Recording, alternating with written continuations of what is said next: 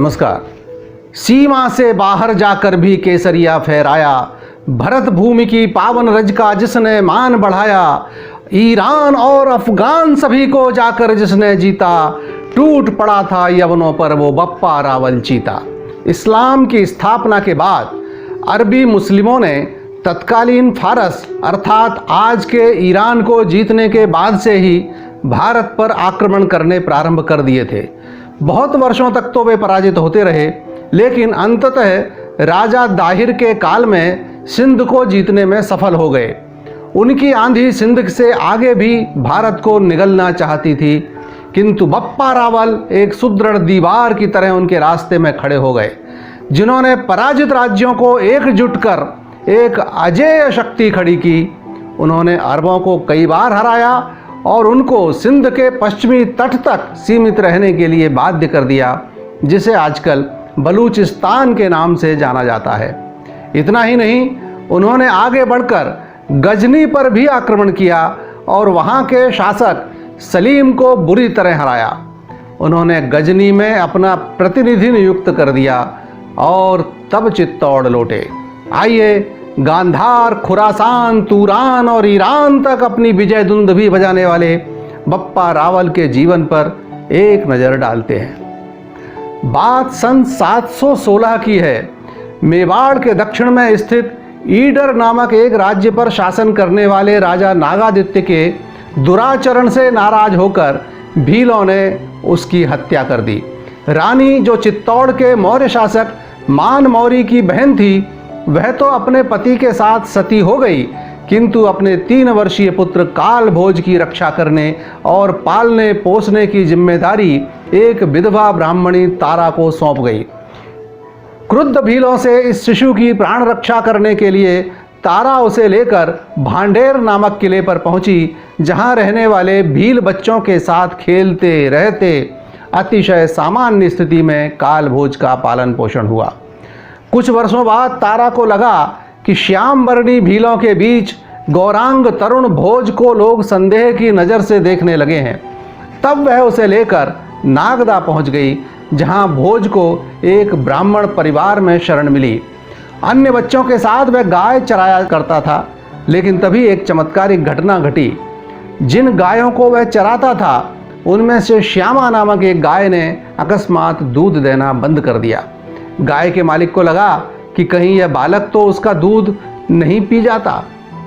चराते चराते स्वाभाविक ही इस शंका की जानकारी जब मिली तो भोज को बहुत दुख हुआ और उसने गाय पर नज़र रखनी शुरू की।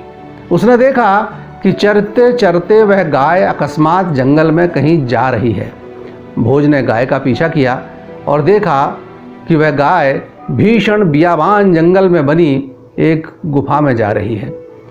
जैसे ही भोज उस गुफा में प्रविष्ट हुआ, एक दिव्य सन्यासी ने मुस्कुराकर उसका स्वागत कुछ इन शब्दों में किया। आ गए एक लिंग के दीवान, मैं तुम्हारा ही इंतजार कर रहा था। इन सन्यासी का नाम था हरित सन्यासी।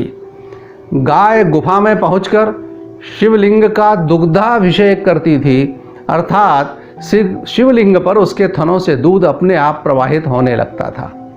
शीघ्र ही इस घटना की जानकारी अन्य लोगों को भी हो गई तथा भोज पर हरित सन्यासी की कृपा है, यह जानकर उसके प्रति आत्मीयता और सम्मान भी बढ़ गया। अब उसे गाय चराने के स्थान पर शिक्षा दी जाने लगी। समय गुजरता गया, वह तरुणावस्था से युवावस्था में प्रवेश ही कर रहा था, तभी तारा को एक सर्प ने काट लिया। अब तक भोज तारा को ही अपनी माँ समझता था, किंतु मरणासन्न तारा ने उसे उसकी वास्तविकता बताई तथा कहा कि वह अपने मामा के पास चित्तौड़ चला जाए। यह वो समय था जब हिंदुस्तान पर अरब लुटेरों के हमले का डर बना हुआ था। अरब के लुटेरे शासकों ने मिस्र, स्पेन और ईरान को भी जीत लिया था। अब इराक का शासक अल हज्जाज अकूट संपदा से भरे पड़े हिंदुस्तान पर अपनी निगाह टेढ़ी किए हुए था। उसने सिंध पर छोटे मोटे हमले करने शुरू कर दिए, लेकिन पराजित होता रहा।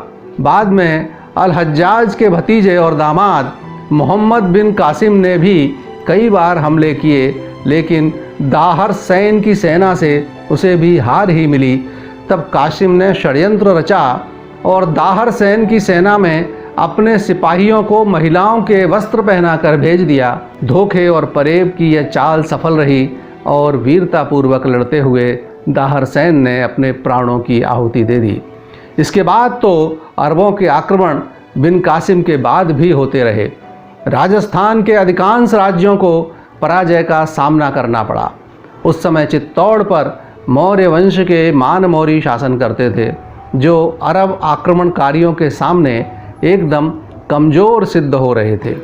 उसी दौर में कालभोज ने चित्तौड़ में प्रवेश किया और राजा से मिलकर अपना परिचय दिया। उसका भांजा जीवित है, यह जानकर मामा और मामी स्वाभाविक रूप से अत्यंत प्रसन्न हुए और भोज को अपनी सेना में महत्वपूर्ण स्थान दिया। अंग्रेज इतिहासकार कर्नल टाड ने इसके आगे का प्रसंग कुछ इस प्रकार वर्णित किया है। जब मुस्लिम आक्रांताओं ने मेवाड़ पर हमला किया तो कालभोज अपनी सेना के साथ विदेशी आक्रांता से भूखे शेर की भांति जा भिड़ा। उसकी वीरता को देखकर मौर्य राजा मानसिंह और उसके सभी सामंत भौंचक्के रह गए। जीतने के बाद भी वह रुका नहीं और जैसलमेर, जोधपुर व सौराष्ट्र के राजाओं को एकजुट कर वह सीधे गजनी की ओर बढ़ गया। ये सभी राजवंश मोहम्मद बिन कासिम से पराजित हो चुके थे। इस संयुक्त अभियान में भोज ने गजनी के तत्कालीन शासक सलीम को न केवल परास्त किया बल्कि उसकी लड़की से विवाह कर वापस लौटे। जब भोज वापस चित्तौड़ लौटे तो उन्होंने इस दौरान प्राप्त अपार संपदा मुक्त हस्त से आम जन में लुटा दी। जनता के लिए एक नया अनुभव था। तब तक किसी राजा ने ऐसी दरिया दिली नहीं दिखाई थी। आम जन ने प्यार से उसे अपने पालनहार पिता को दिया जाने वाला संबोधन दिया, बप्पा। उस दिन से आज तक सब उन्हें बप्पा रावल के नाम से ही जानते हैं। उनका असली नाम भोज तो मानो कहीं गुम ही हो गया। उनकी लोकप्रियता देखकर वह अपनी कमजोरी से शर्मिंदा राजा मानमौरी एक रात को महल छोड़कर संभवतः सन्यासी हो गए और दूसरे दिन महारानी ने दरबार में उनकी अंतिम इच्छा सभी सामंतों और सरदारों को बताई कि वह राजकाज की जिम्मेदारी बप्पा रावल को दे गए हैं। राज्यारोहण किसी कुंवारे व्यक्ति का नहीं होता, अतः जिस नागदा में कालभोज रहे थे वहाँ के राजा ने अत्यंत प्रसन्नतापूर्वक अपनी पुत्री का विवाह उनके साथ कर दिया। राज्याभिषेक के समय उनका राजतिलक किसी पुरोहित ने नहीं किया बल्कि उनके एक बाल्यकाल के साथी भील नवयुवक ने अपना अंगूठा चीर कर किया। उसके बाद तो यह प्रथा ही हो गई। चित्तौड़ के हर नरेश का राजतिलक इसी प्रकार होता रहा। महाराज बप्पा रावल के विजय अभियान उसके बाद भी जारी रहे। उन्होंने Kandahar, Kashmir, Iraq, Iran, Turan और अफगानिस्तान आदि को जीतकर उन पर शासन किया और वहाँ के शासकों की कन्याओं से विवाह किए। भविष्य के आक्रमणों की सुरक्षा हेतु उन्होंने सीमा पर सैनिक छावनी भी स्थापित की, जिसे रावलपिंडी नाम दिया गया। पाकिस्तान के इस शहर को तो हम सब जानते ही हैं। जिस हरित ऋषि ने सबसे पहले उन्हें एक लिंग का दीवान संबोधन दिया था, उनके आश्रम के पास ही आज भगवान एकलिंग जी का भव्य मंदिर विराजमान है। उदयपुर के उत्तर में कैलाशपुरी स्थित इस मंदिर का निर्माण 724 ईस्वी में बप्पा रावल ने करवाया।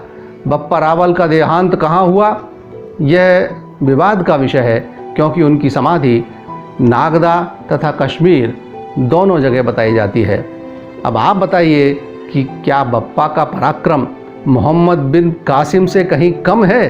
फिर क्या कारण है कि भारत में बिन कासिम द्वारा सिंध के राजा दाहिर को हराने का प्रसंग तो पढ़ाया जाता है, किंतु बप्पा रावल के विजय अभियानों की चर्चा ही नहीं होती। प्रजावत्सल देश रक्षक बप्पा रावल की यह गाथा अब सोशल मीडिया की जन पत्रकारिता के युग में जन जन तक पहुँचे, इस आशा और विश्वास के साथ सभी बंधुओं का सादर अभिवादन। नमस्कार।